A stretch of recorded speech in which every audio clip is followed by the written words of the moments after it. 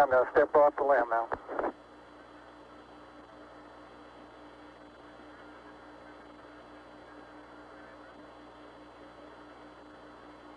That's one small step for man,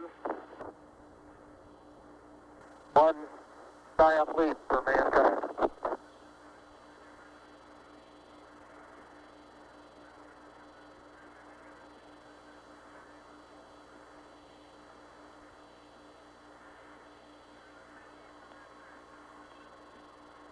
As the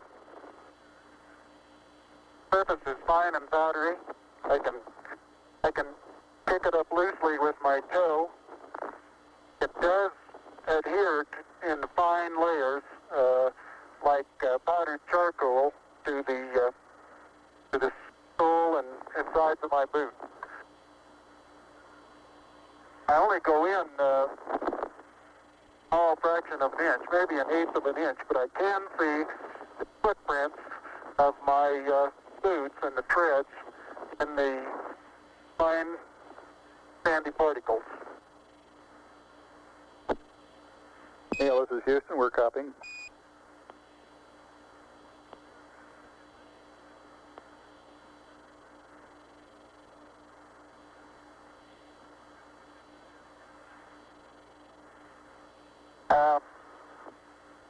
There seems to be no difficulty in moving around as we suspected. It's even perhaps easier than the simulations of 16G that we performed in various simulations on the ground. Absolutely no trouble to walk around.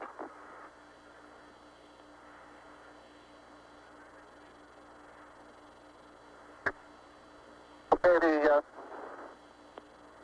descent engine did not leave a crater of any size. It has about 1 foot clearance on the ground. We're essentially on a very level place here. I can see some evidence of rays emanating from the descent engine, but very insignificant amount.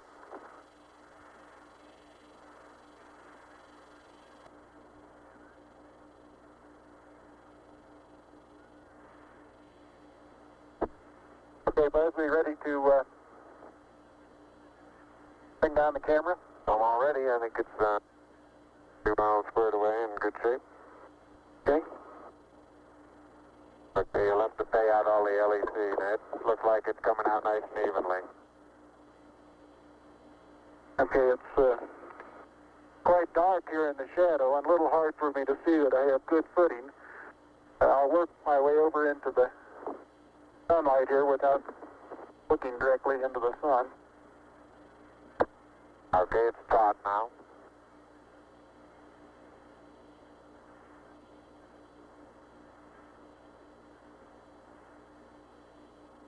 Unofficial time on the first step, 109.2420.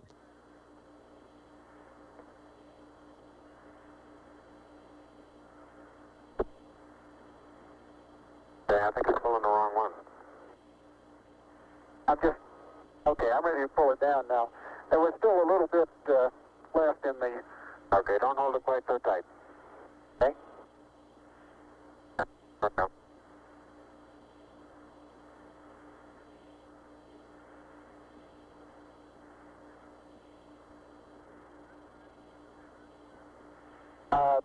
Looking up at the limb, I'm standing directly in the shadow now, looking up at Buzz in the windows. And I can see everything quite clearly. The light is sufficiently bright, backlighted into the front of the limb, that everything is very clearly visible.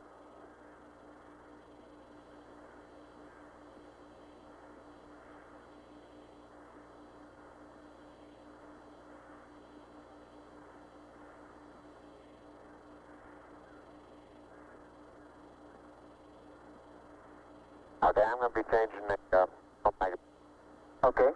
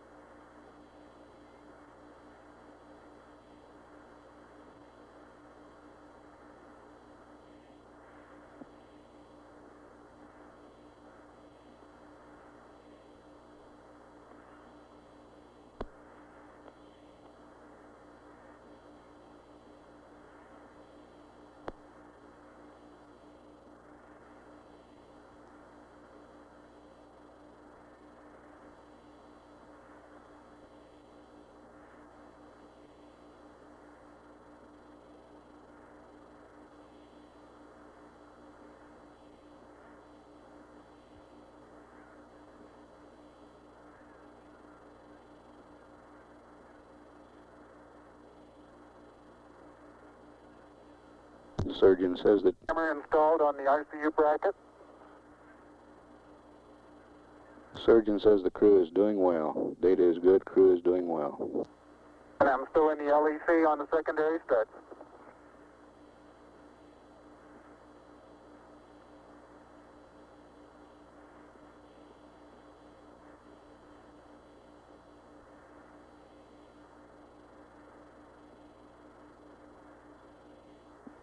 I'll step out and take some of my first pictures here.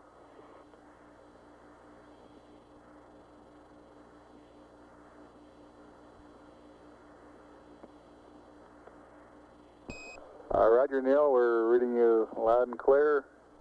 Let's see, getting some pictures and the contingency sample.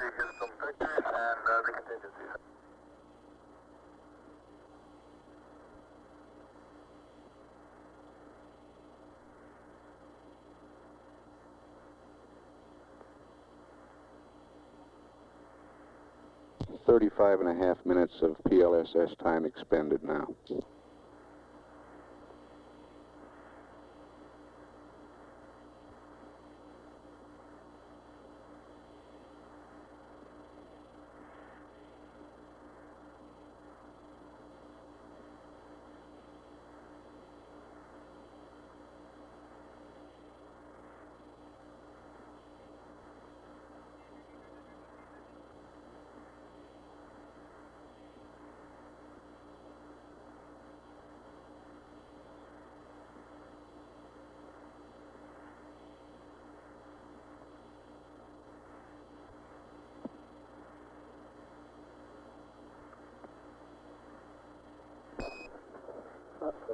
Neil, this is Houston. Did you copy about the contingency sample, over?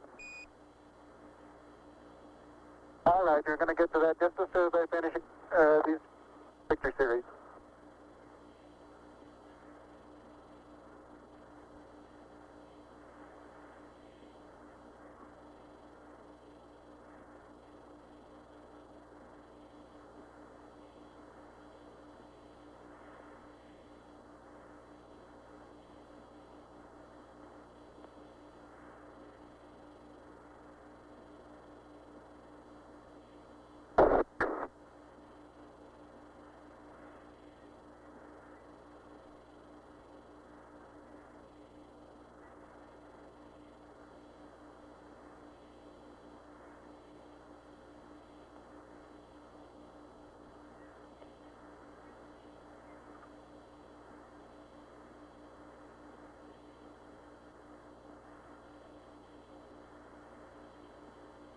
Okay, gonna get the contingency sample there in here? All right.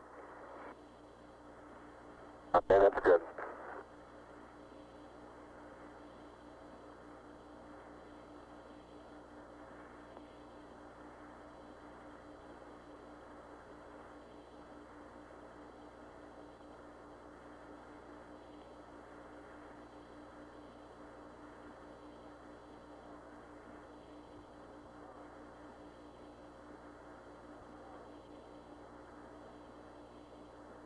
Okay, the contingency sample is down and it's up sample.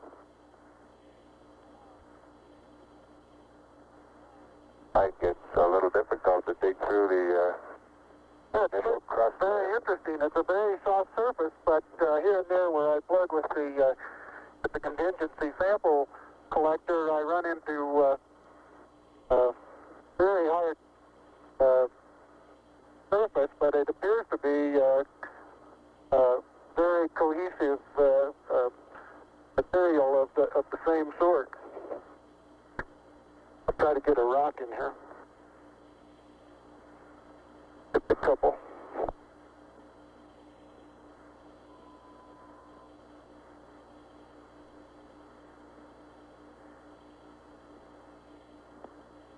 Oh, that looks beautiful from here, Neil. It has a stark beauty all its own. It's like much of the high desert of the United States. It's different, but it's very pretty out here. Be advised that a lot of the rock samples out here, the hard rock samples, have what appear to be vesicles in the surface. Also, I'm looking at one now that appears to have some sort of phenocryst. Houston, roger out.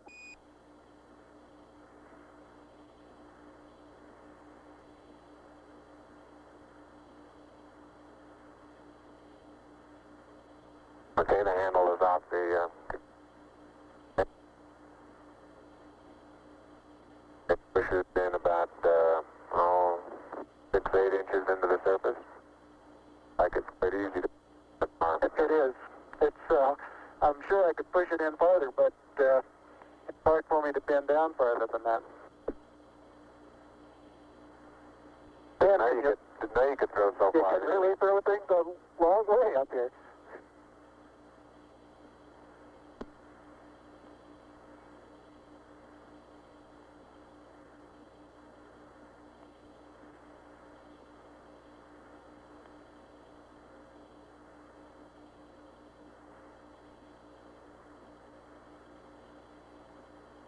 My pocket open, but Yes, it is. It's not up against your suit, though. Hit it back once more.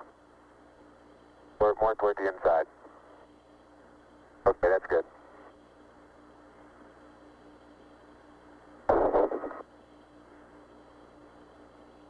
that in the pocket. Yeah, push down. Got it? Now, it's not all the way in. Push it.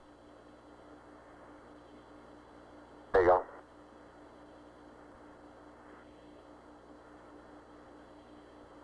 Engine sample is in the pocket. My oxygen is 81%. I have no flags, and I'm in minimum flow. This is Houston, roger Neil.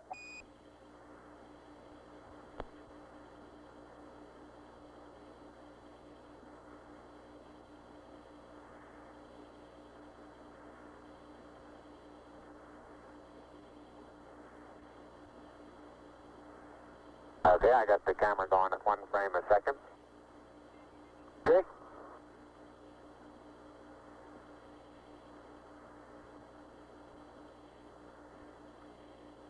And I've got 80%, no flags. Good.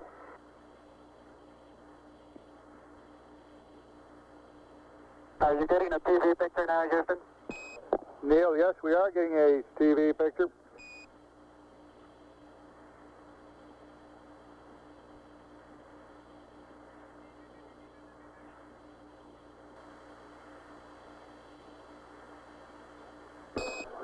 Neil, this is Houston. We're getting a picture. You're not in at the present time. We can see the bag on the LEC being moved by Buzz, though. Here you come into our field of view.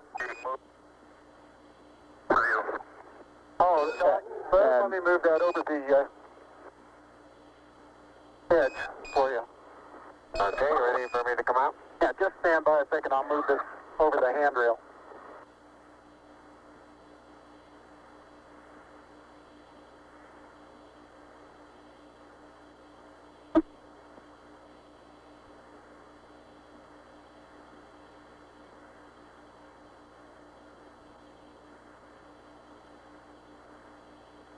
Okay? All right, that's got it.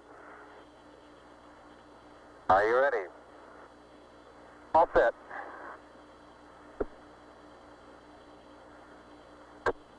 Okay, you saw what difficulties I was having.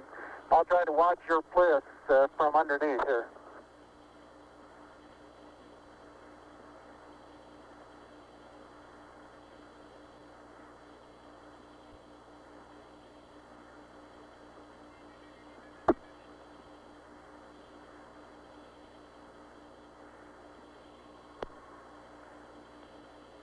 All right, the backup camera is position.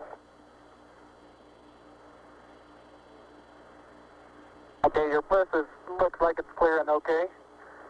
Your toes are about to come over the sill.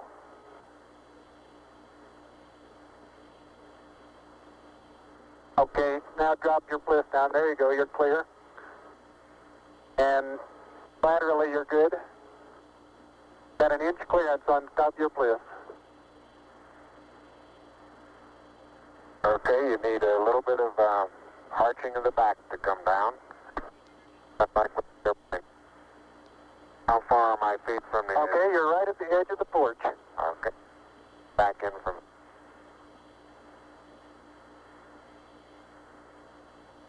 Small little foot movement. Porch. Arching of the back.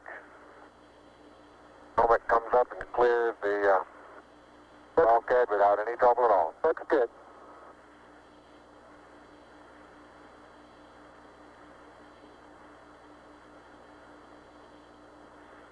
"45 minutes PLSS time expended."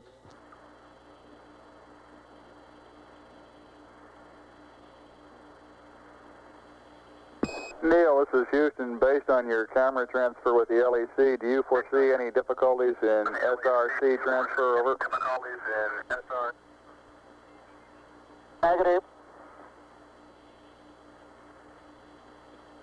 That's the sample return containers, the rock boxes that Capcom... Now I want to back up and partially close the hatch.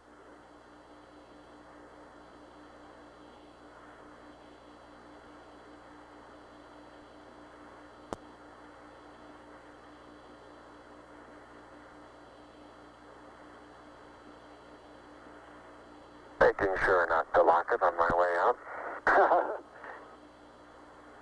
Particularly good thought.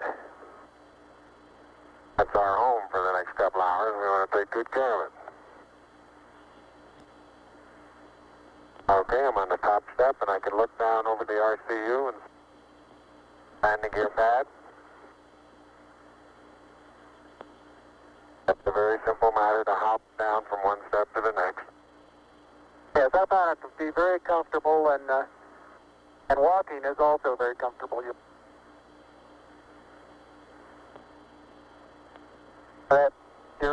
You've got 3 more steps and then a long one.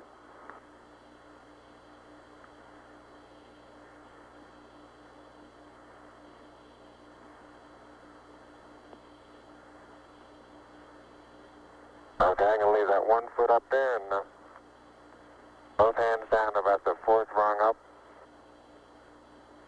There you go. Okay, now I think I'll do the same.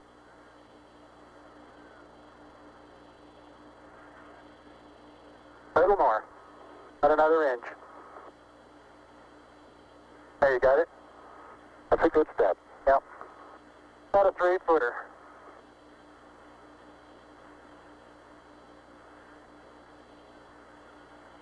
Beautiful view. Isn't that something?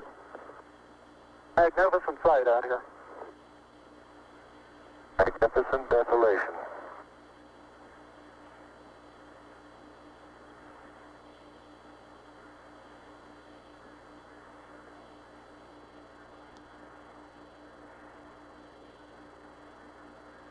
Both PLSSs nominal on consumables.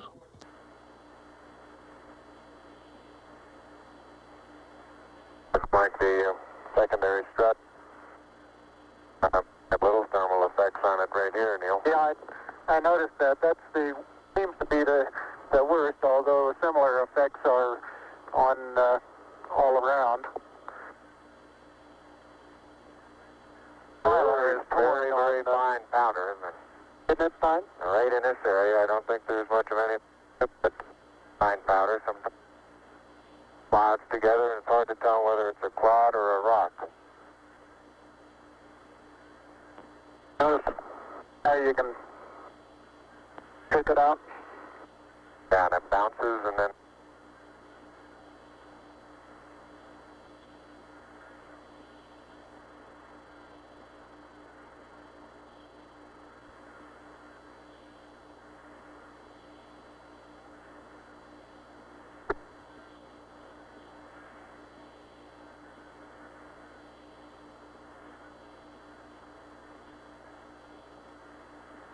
reaching down, fairly easy. Got my suit dirty at this stage.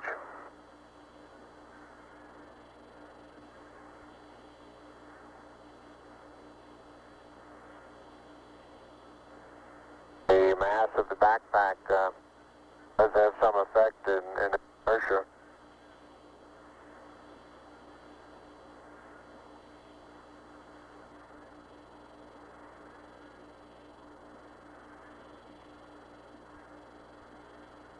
There's a slight tendency, I can see now, to backwards due to the soft, very soft texture. Oh, you're Well, standing we on have a rock, big rock there now.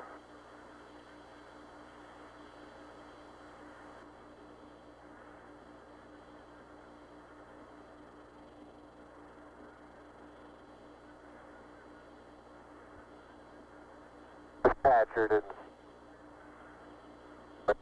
No, it didn't. There's absolutely no crater there at all from the engine. No. I wonder if that right under the engine is where probe might hit. I'd like that. Yeah, I think that's a good representation of our sideward velocity of touchdown. That folded the probe. I'll see that probe over on the minus Y strut. Broken off and bent back up. That did, didn't it? The other two both bent over.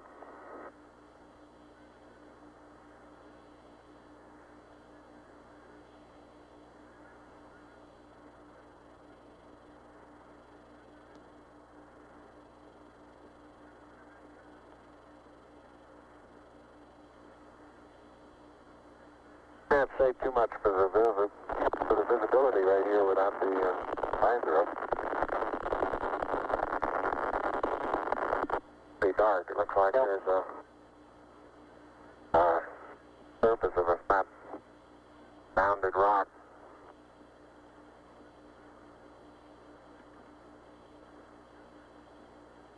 And incidentally, these rocks, very powdery surface.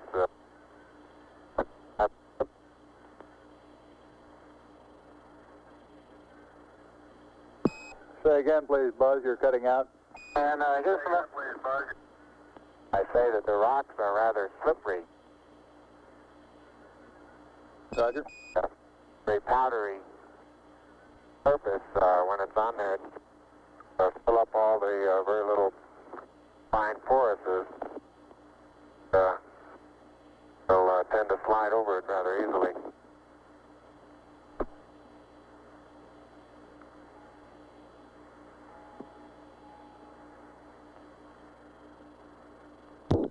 Neil Armstrong getting ready to move the TV camera now out to its panorama position. Traction seems quite good. Particular area.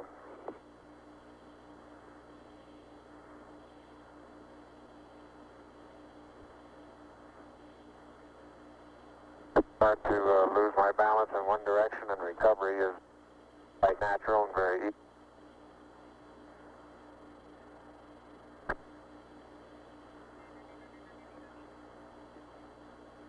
And moving arms around, Jack doesn't off the surface. Not quite that light-footed.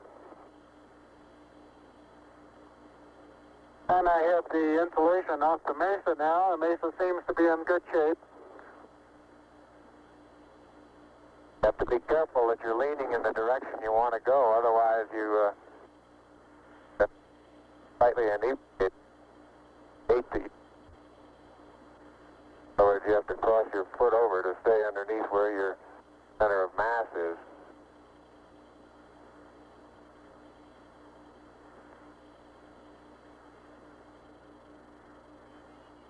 Hey Neil, didn't I say we might see some purple rocks? Find a purple rock. Yep.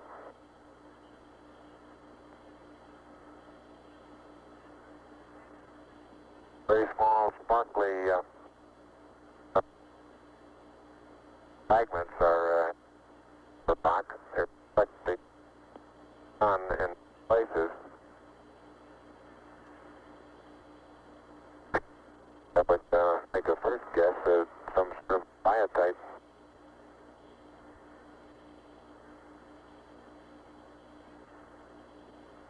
We'll leave that to the further analysis. But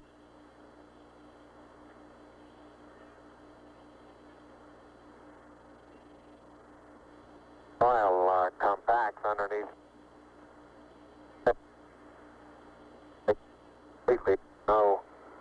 Okay, you don't sink down more than a quarter of an inch.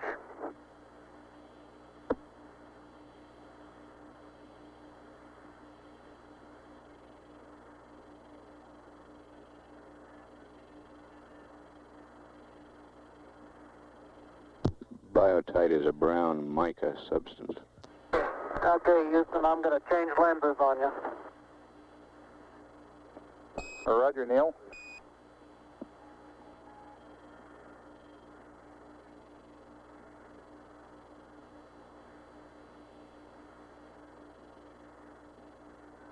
Life support consumables still looking good.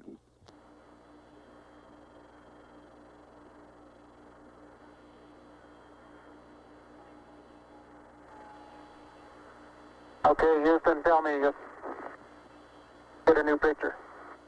Neil, this is Houston. That's affirmative. We're getting a new picture. You can tell it's a longer focal length lens. And for your information, all LEM systems are go. Over. For your information, all LEM. I appreciate that. Thank you.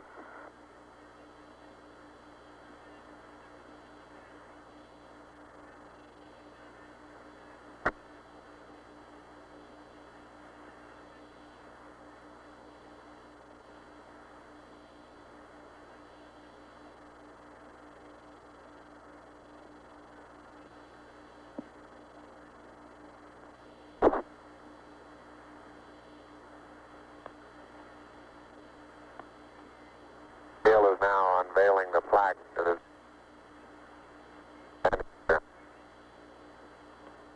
Roger, we've got you bore-sighted, but back to one side. Bore-sighted.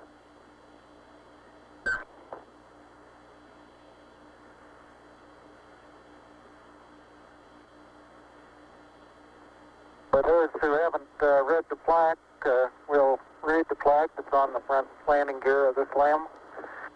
There's two hemispheres, one showing each of the two hemispheres of Earth. Underneath it says, "Here men from the planet Earth first set foot upon the moon, July 1969 AD. We came in peace for all mankind." It has the crew members' signatures and the signature of the President of the United States.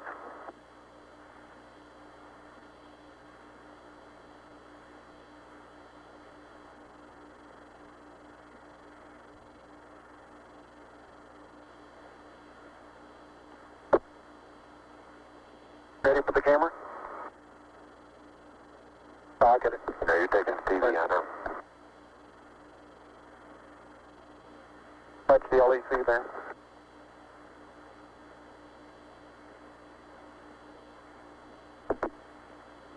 Now, I'm afraid these moss materials are going to get dusty.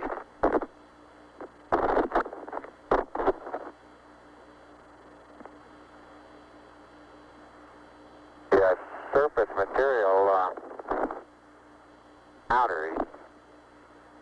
I don't know how good your lens is, but if you can touches, that gloves.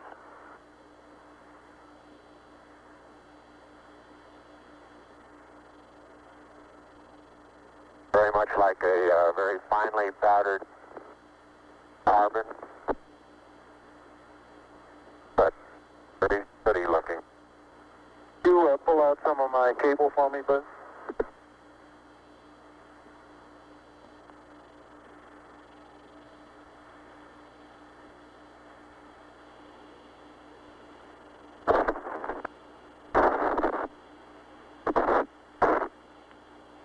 Houston, how close are you able to get things in focus? This is Houston. We can see Buzz's right hand. It's somewhat out of focus. I'd say we were focusing down to probably, about 8 inches to a foot behind the position of his hand when he was pulling out the cable.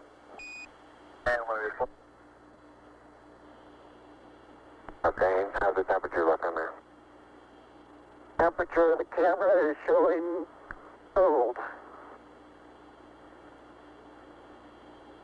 I'm a little cool. I think I'll change. Oh.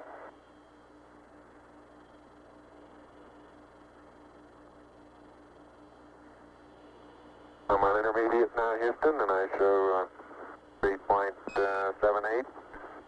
No flags, 74. Houston, roger out. And we'll probably need a little distance at back location. Television camera.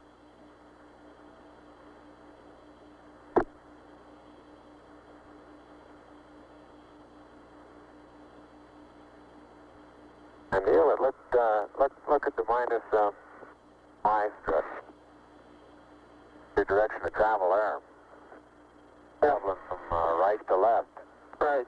So this one over here underneath the methane engine where the probe first hit. Minus my probe first hit. I got plenty of cable. You got plenty more.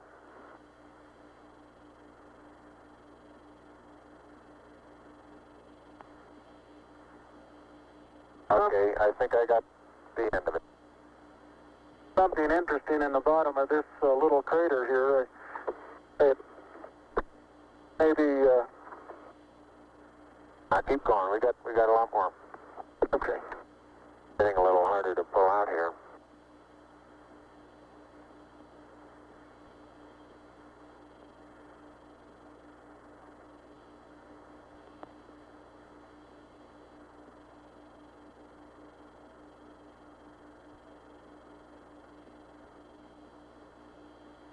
If you stand on the ladder facing forward, the minus Y strut is the landing gear to your left. Say I am, Buzz.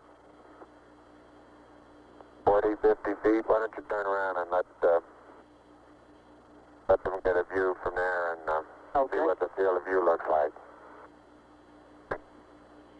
You're backing into the cable. Okay.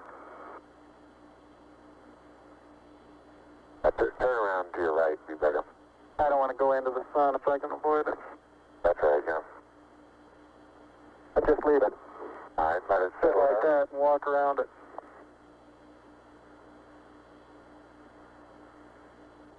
Houston, how's that field of view going to be?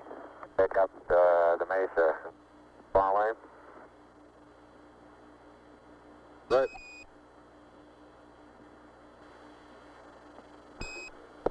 Neil, this is Houston. The field of view is okay. We'd like you to aim it a little bit more to the right, over. Okay. Okay, that's all the cable we have. All the way out. We'll start working on the shoulder. A little bit too much to the right. Can you bring it back left about 4 or 5 degrees?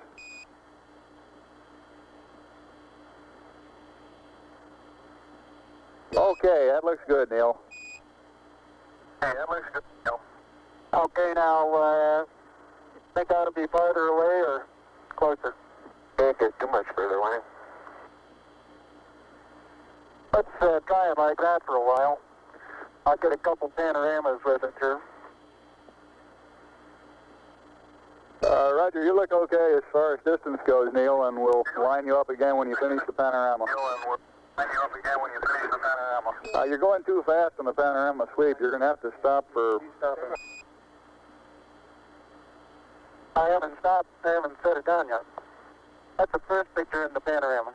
Right there. Roger.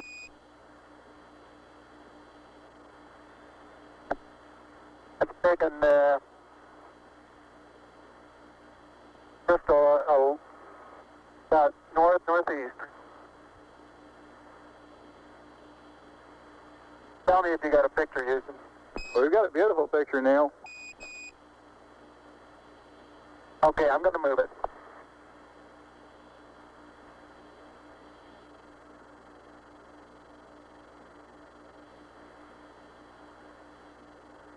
Okay, there's another good one.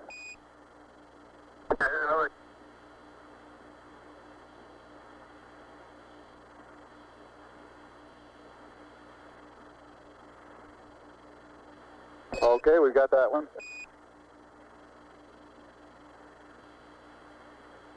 Okay, now this one's right down sun, straight west. And I want to know if you can see an angular rock in the foreground. Roger, we have a large angular rock in the foreground and looks like a much smaller rock a couple of inches to the left of it. Over. All right, and then on beyond it about 10 feet is an even larger rock that's very rounded. That rock is about, the closest one to you is about sticking out of the sand about 1 foot. It's about 1.5 feet long, and it's about 6 inches thick, but it's standing on edge. Roger.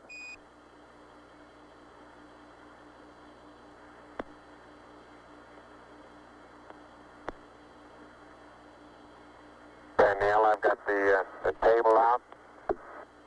The bag deployed. We got this view, Neil.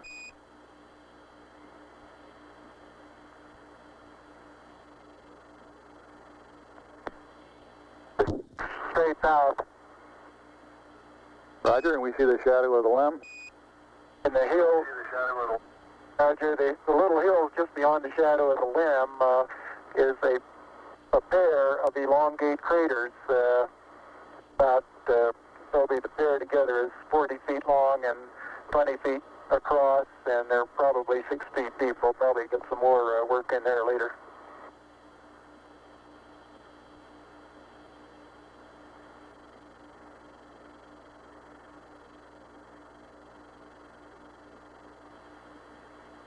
Roger, and we see Buzz going about his work. How's that for a final?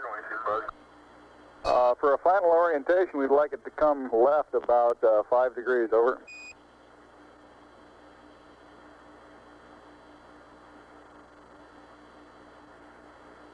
Back to the right about half as much. Okay.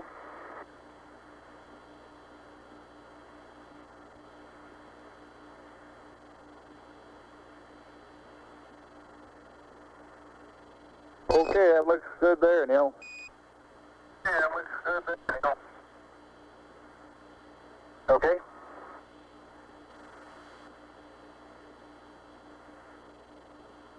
One hour, 7 minutes time expended.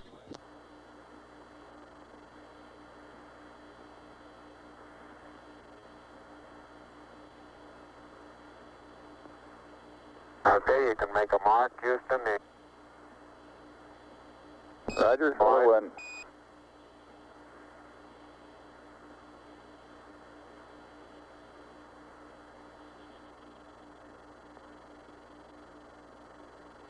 incidentally, you can use the shadow that the staff makes to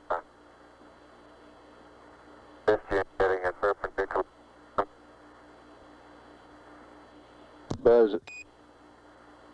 Buzz is erecting the solar wind experiment now.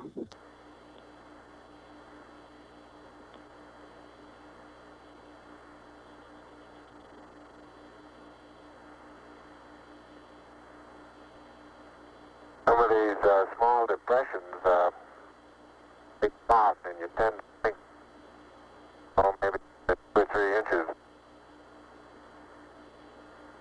I can suggest exactly what the layer pictures showed when they pushed away a little bit. You can force transmitted through the upper surface of the soil, and about 5 or 6 inches away, it breaks loose and moves as if it were caked on the surface, when in fact it really isn't. I noticed in the soft spots where we have footprints nearly an inch deep that the soil is very cohesive, and it will retain a slope of probably 70 degrees on the side of the footprint.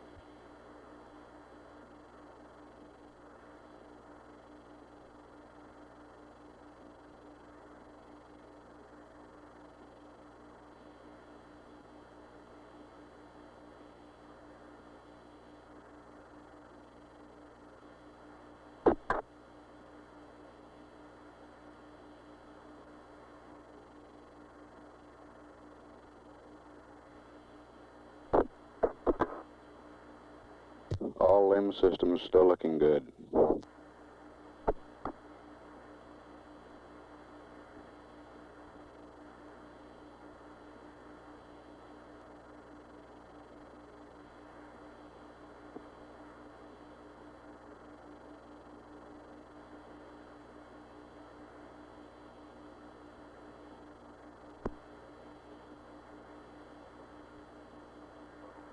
Okay? Yeah, I think that's next.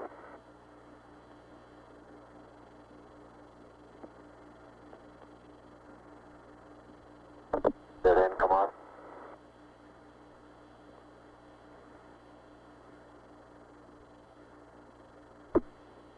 Going to get the camera.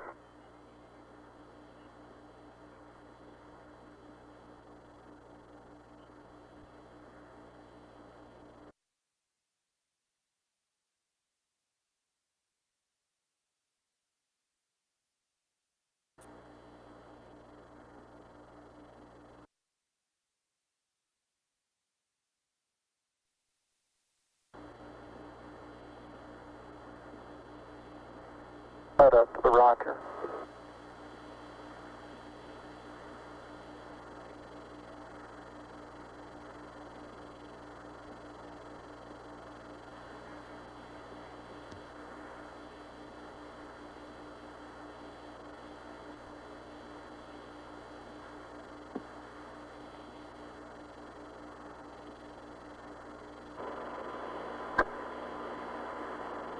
Okay, you'll have to extend that one.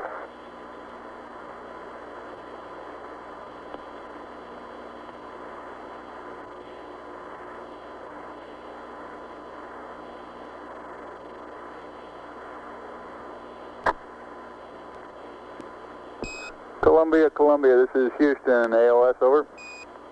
Houston, ALS, over.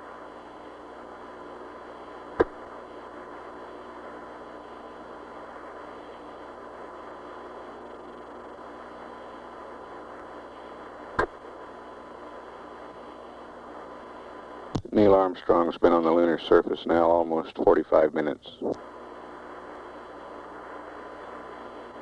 Thanks, man. I don't have a camera.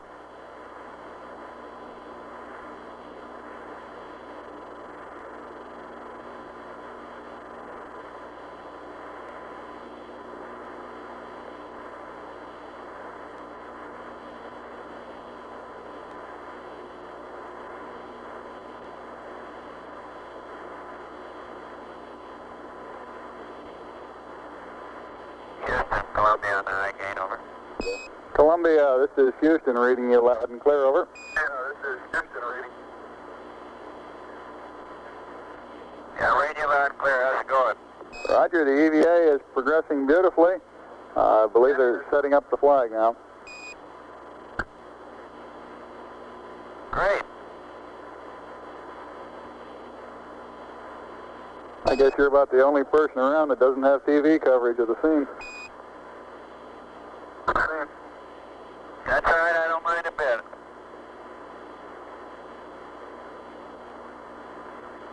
How is the quality of the TV? Oh, it's beautiful, Mike. It really is. Oh, geez, that's great. Is the lighting halfway decent?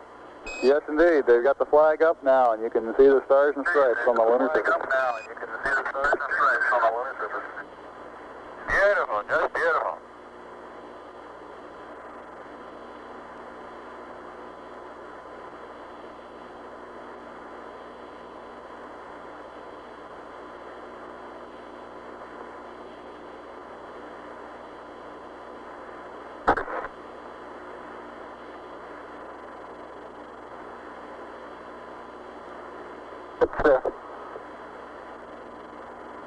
See if you can pull that end off a little bit. Straighten that end up a little.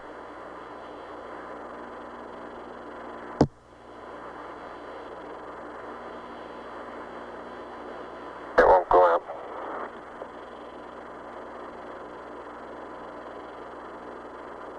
Okay.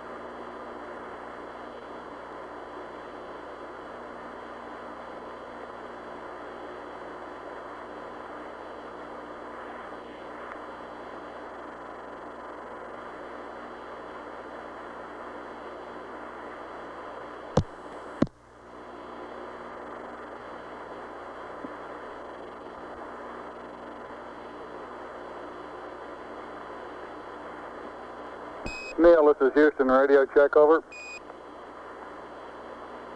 All right, you're Houston, loud and clear. Roger out. Loud and clear, Houston. Roger, Buzz.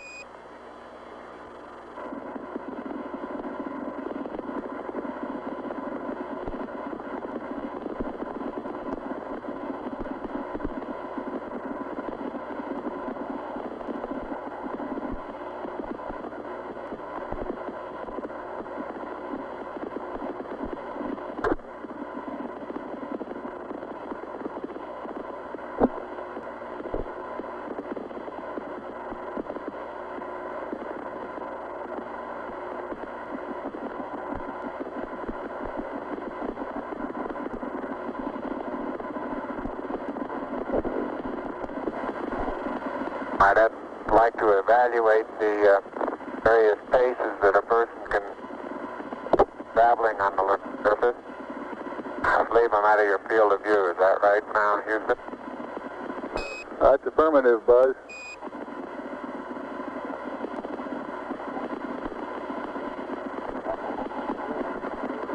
You're in our field of view now. You do have to be. All right, you do have to be rather careful to keep track of where your center of mass is. Sometimes it takes about 2 or 3 paces to make sure that you've got your feet underneath you.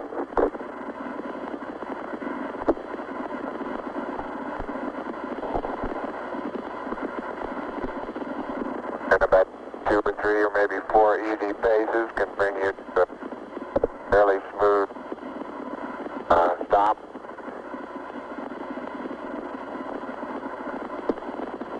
Direction. Like a football player, you just have to put out to the side and cut a little bit.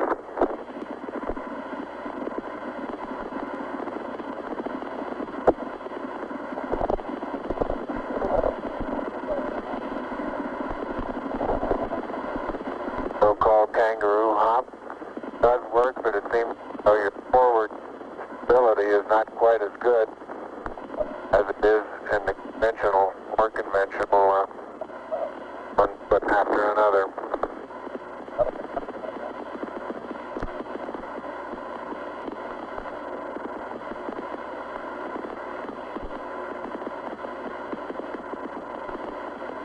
As far as saying what a sane pace might be, I think the one that I'm using now would get rather tiring after several hundred. But this may be a function of the suit as well as lack of gravity force here.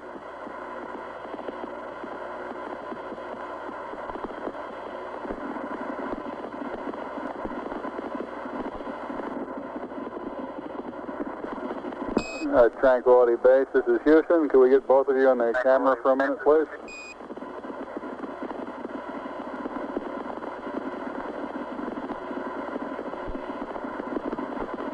Say again, Houston? Roger, we'd like to get both of you in the field of view of the camera for a minute.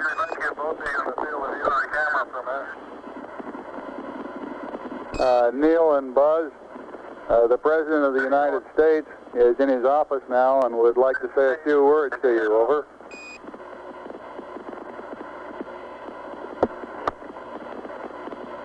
That would be an honor. Go ahead, Mr. President. This is Houston out. Hello, Neil and Buzz. I'm talking to you by telephone from the Oval Room at the White House.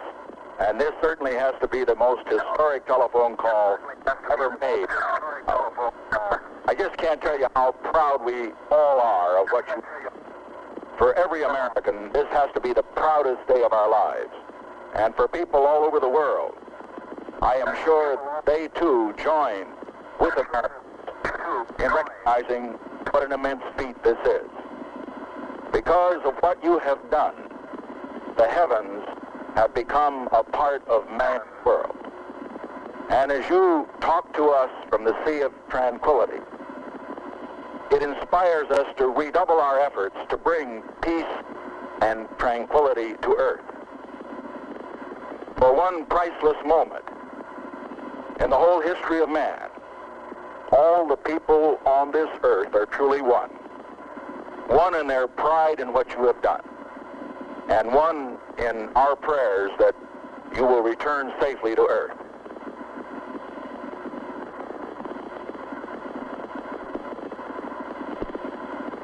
Thank you, Mr. President. It's a great honor and privilege for us to be here representing not only the United States, but men of peace of all nations, men with interest and a curiosity, and men with a vision for the future. Honor for us to be able to participate here today. And thank you very much, and I look forward, all of us look forward to seeing you on the Hornet on Thursday. Look forward to that very much, sir.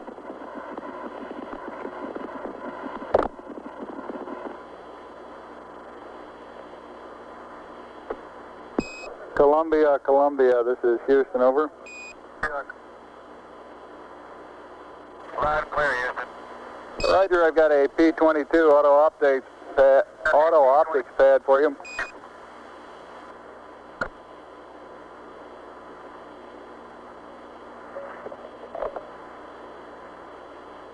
Roger, go ahead.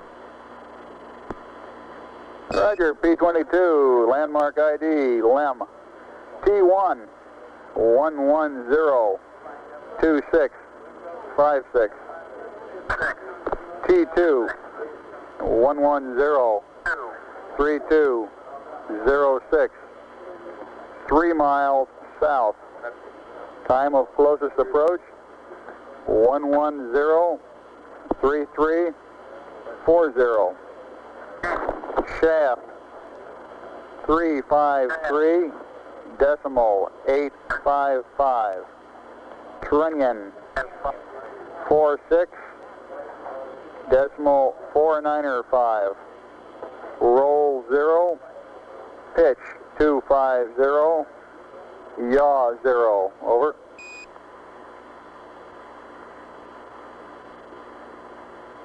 Roger, thank you. Read back now required. Roger, out.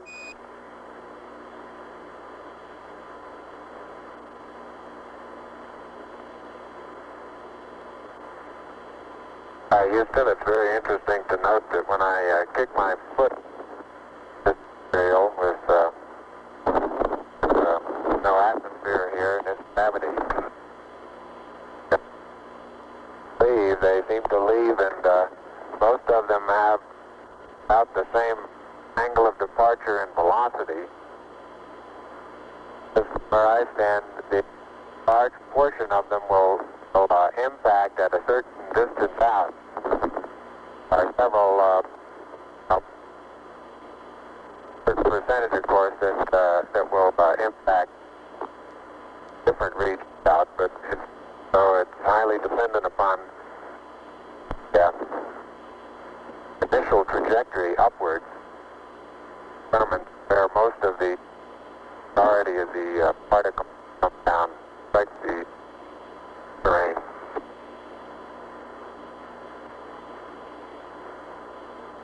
Roger, Buzz, and break, Columbia, this is Houston. When you track out of high gain antenna limits, request Omni Delta. Omni Delta, over. Oh, man.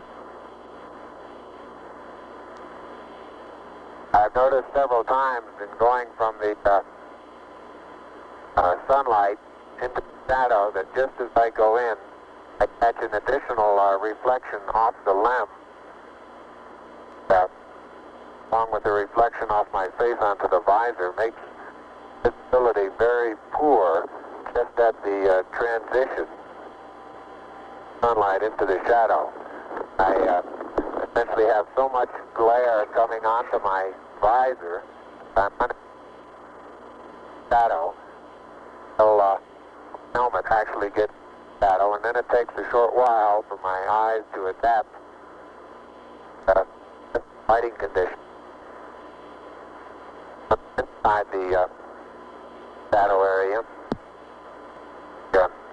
visibility, as we've said before, is not too great, but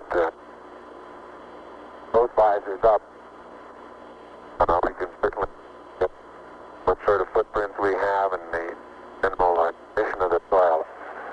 Again, after being out in the sunlight a while, it takes watch it, Neil. Neil, you're on the cable. Okay. Yeah, lift up your right foot. Right foot. It's still, your toe is still hooked in it. That one? Yeah, it's still hooked in it. Come in. Okay, you're clear now. Thank you. Now let's move that over this way. Neil Armstrong has the scoop for the bulk sample collection.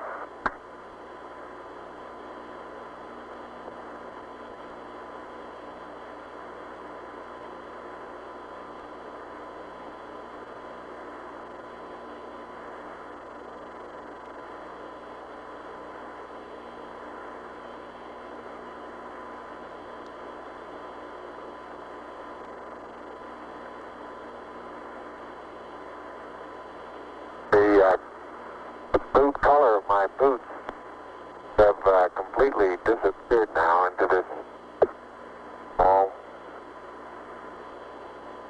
Still don't know exactly what color to describe this other than grayish cocoa color. Seems to be covering most of the wider part of the boot. Color that had very fine particles.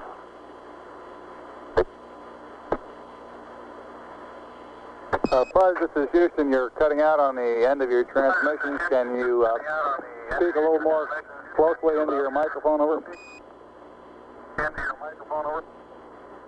Roger, I'll try that. Beautiful. Well, I had that one inside my mouth that time. Sounded a little wet. A little wet.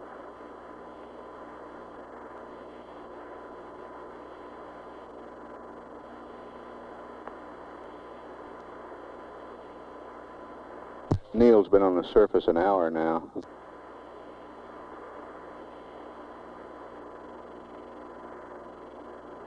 Buzz, not quite 20 minutes, less than that.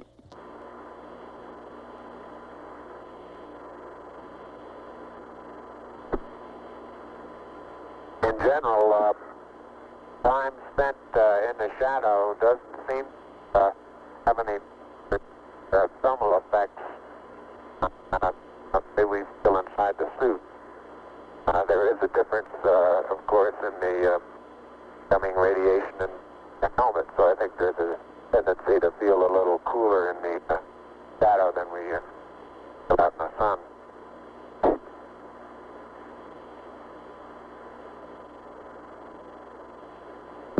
Columbia, this is Houston, over.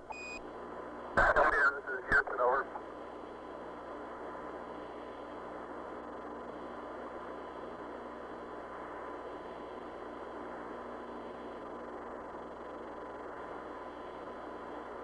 One hour and a half expended on the PLSSs now.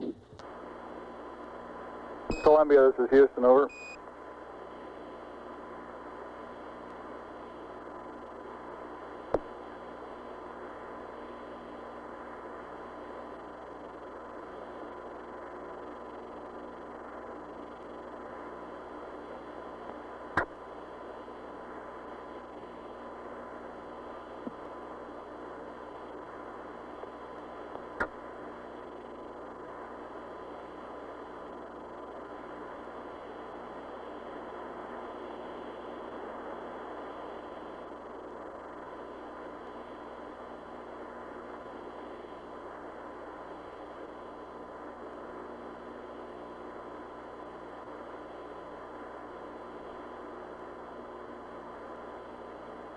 Columbia, this is Houston, over.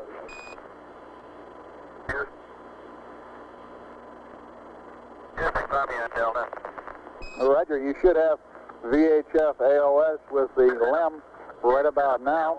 VHF LOS will be at 40 minutes, 15 seconds, over.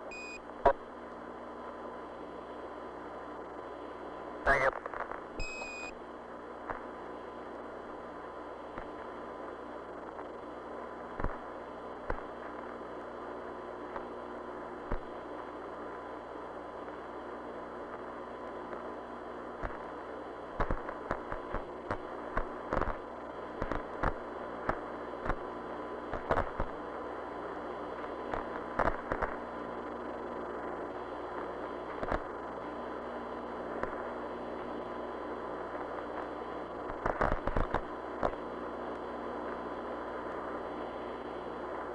Heart rates on both crewmen averaging between 90 and 100.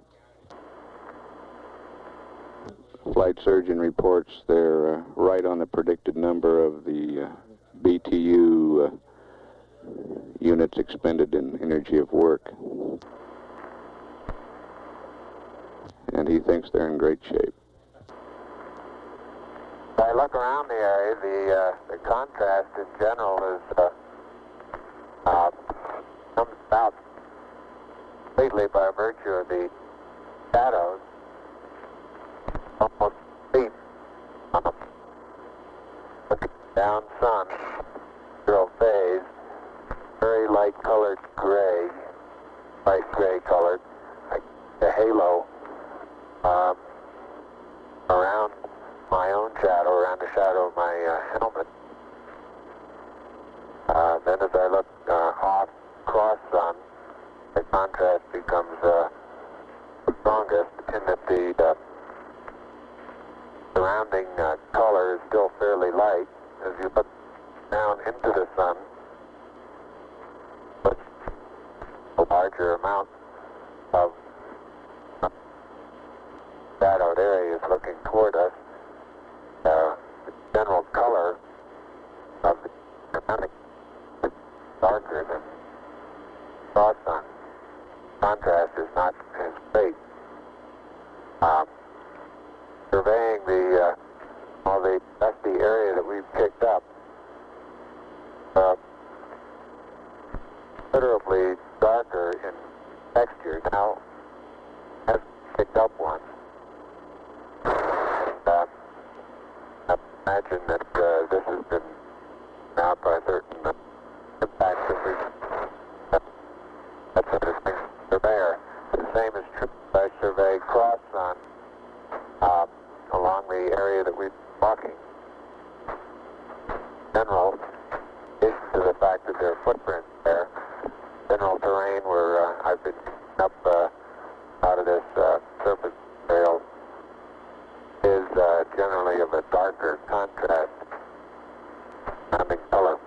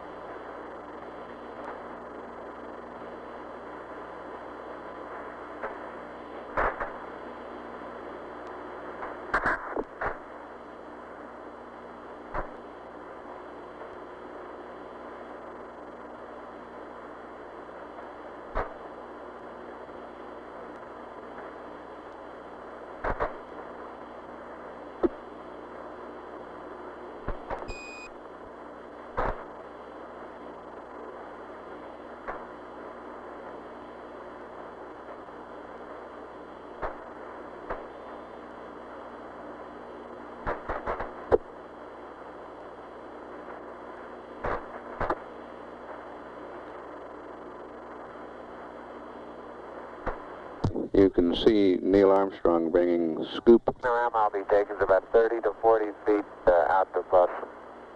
But Say again, which strut, please, Buzz? So it seems the plus V strut. Roger. And, right in this area there are two craters. The one that's right in front of me now as I look off in about the 11 o'clock position from spacecraft, about 30 to 35 feet across, and several rocks and boulders 6, 8 inches across, different sizes.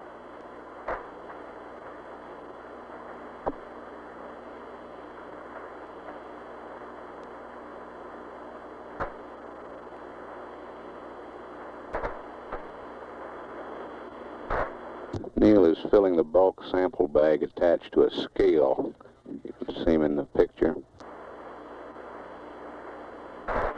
Buzz is behind the limb at the minus Z strut.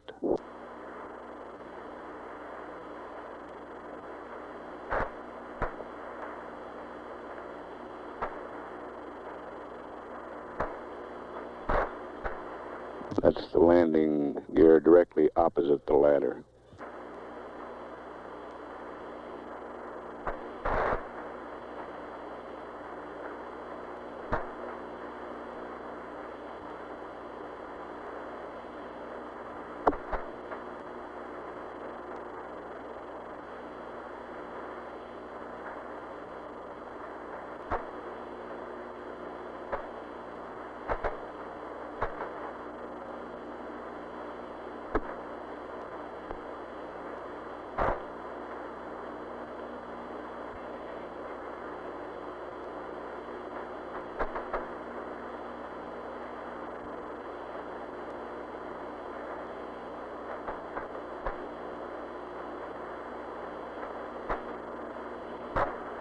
Neil's been on the surface about an hour and 10 minutes now.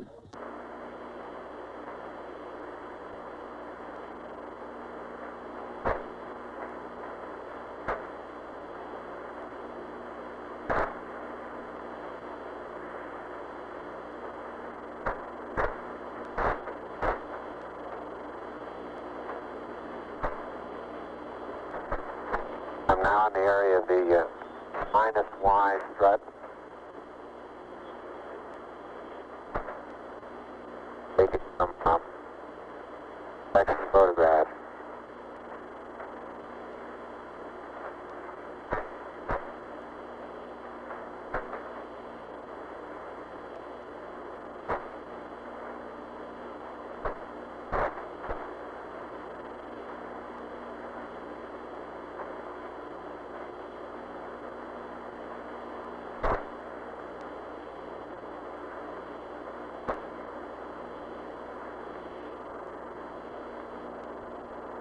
Buzz is making his way around the LAM, photographing it from various angles, looking at its condition on all sides.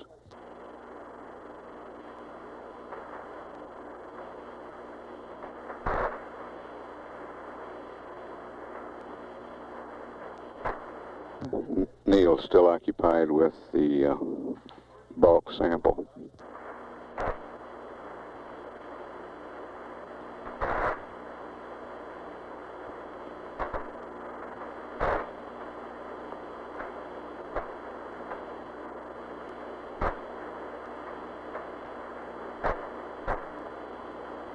One hour, 40 minutes time expended on the PLSSs now.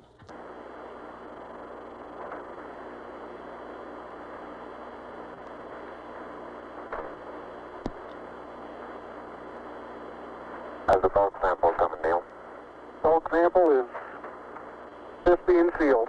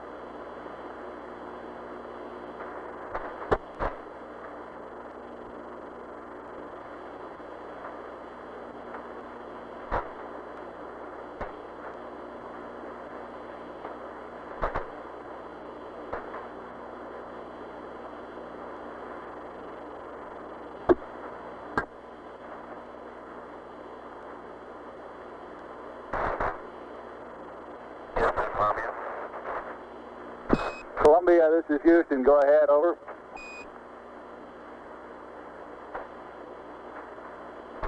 Roger, no marks on the left that time. I did see a suspiciously small white object whose coordinates are.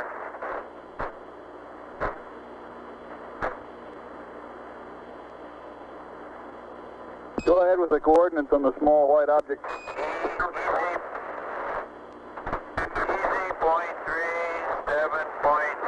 But I'm not sure they can, but it's right on the southwest rim of a crater. I think they would know it if they were in such a location. It looks like their limb would be pitched up quite a degree. It's on the southwest wall of a smallish crater.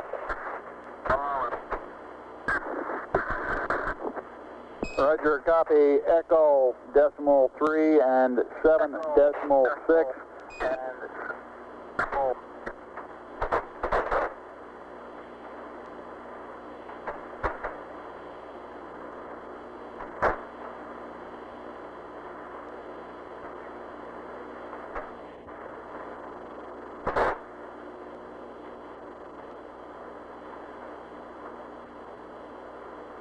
And Columbia, this is Houston. While I'm talking to you, LOS will be at 111 19er 31. AOS 112 05 43. Over.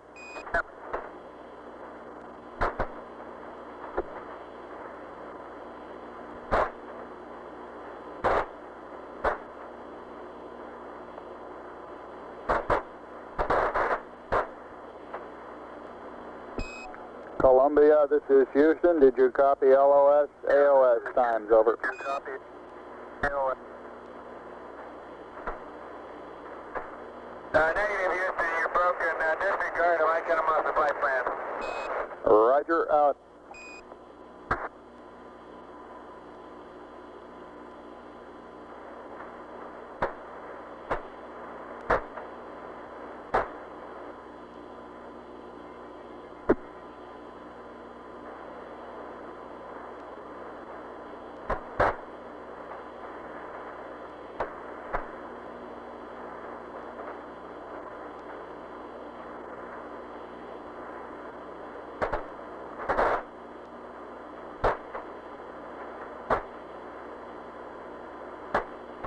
The exhaust deflector that's mounted on quad 1 seems to be a good bit more wrinkled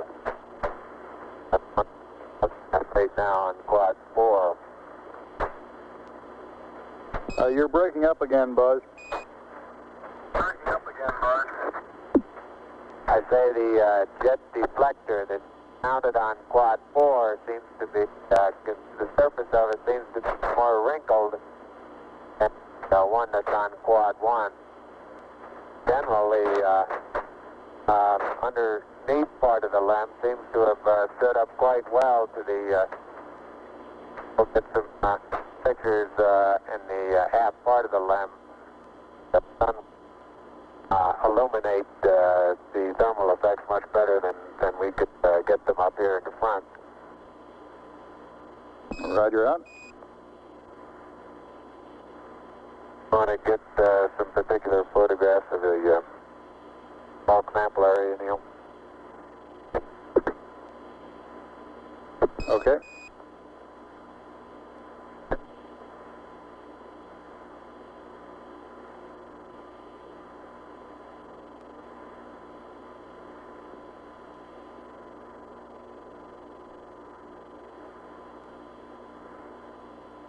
And Houston, Buzz here, I'm showing 3.78 SI.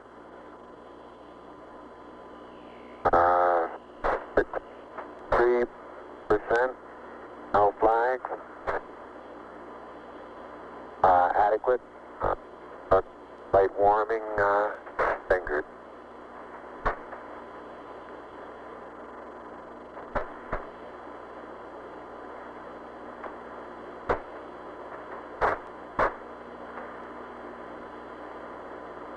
Roger, and Neil has 66%, O2, no flags, minimum cooling, and the suit pressure is 382. Houston, roger, out.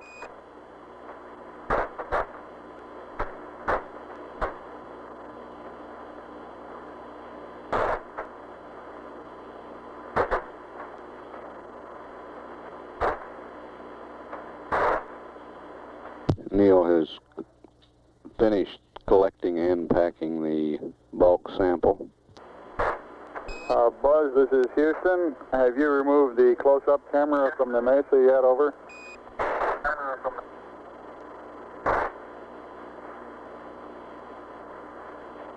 Negative, thank you.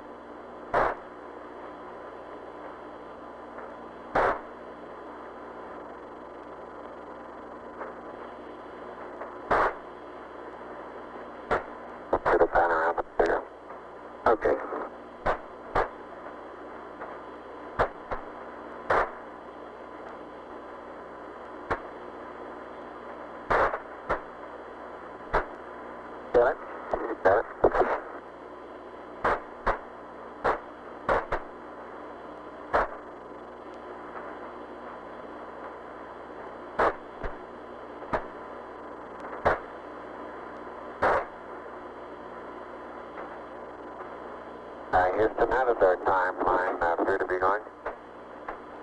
Roger, it looks like you're about a half hour slow on it. We're working on consumables, over. All right.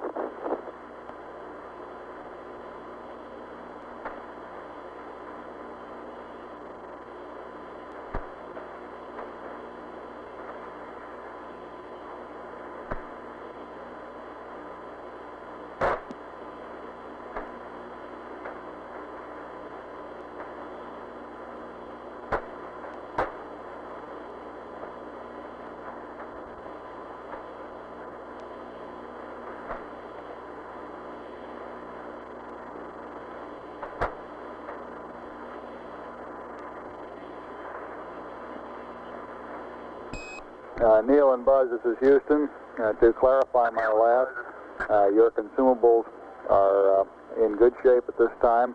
The 30-minute reference was with respect to the nominal timeline, over. Roger, I understand that.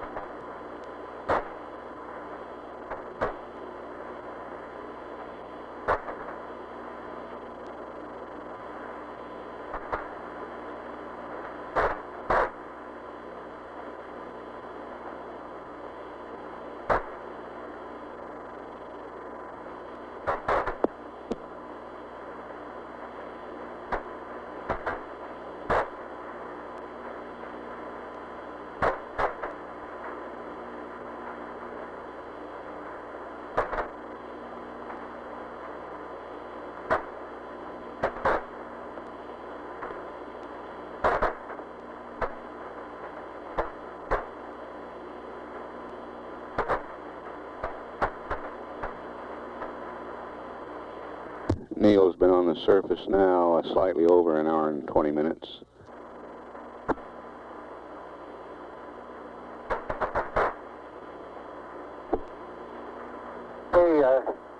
Don't note any abnormalities in the limb. Quads seem to be in good shape. The primary and secondary struts are in good shape. Antennas are all in place. There's no evidence of problem underneath the limb due to either the engine exhaust or drainage of any kind.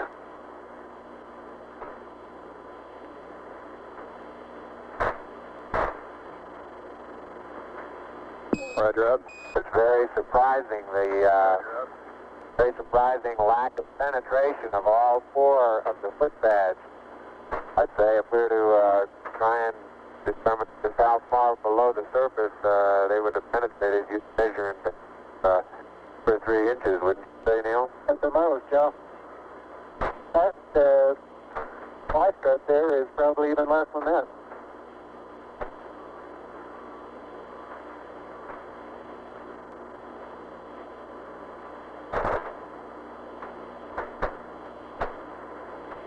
All right, great job.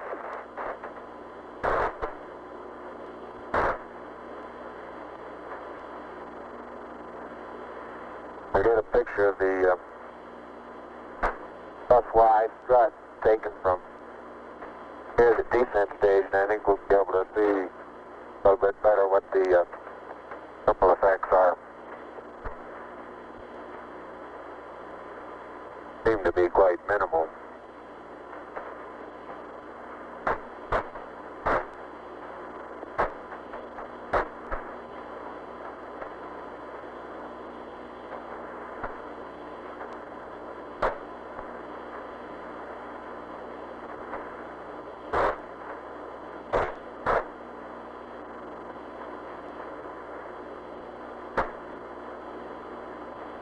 picture taken the right rear of the spacecraft, looking at the skirt of the descent stage.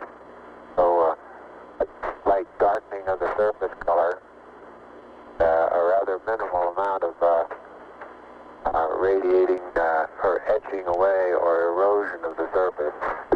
And now on descent, both of us remarked that we could see a large amount of very fine dust particles moving out.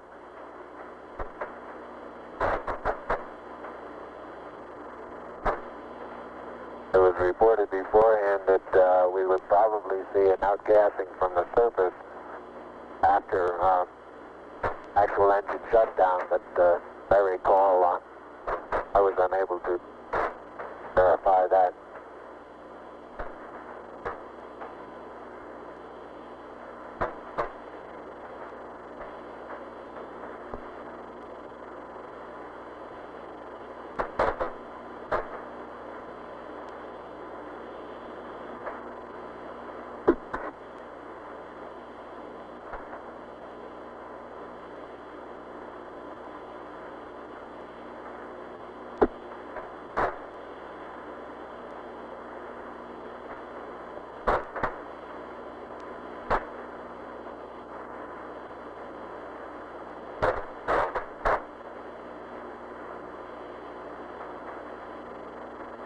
Just too big an angle, Neil.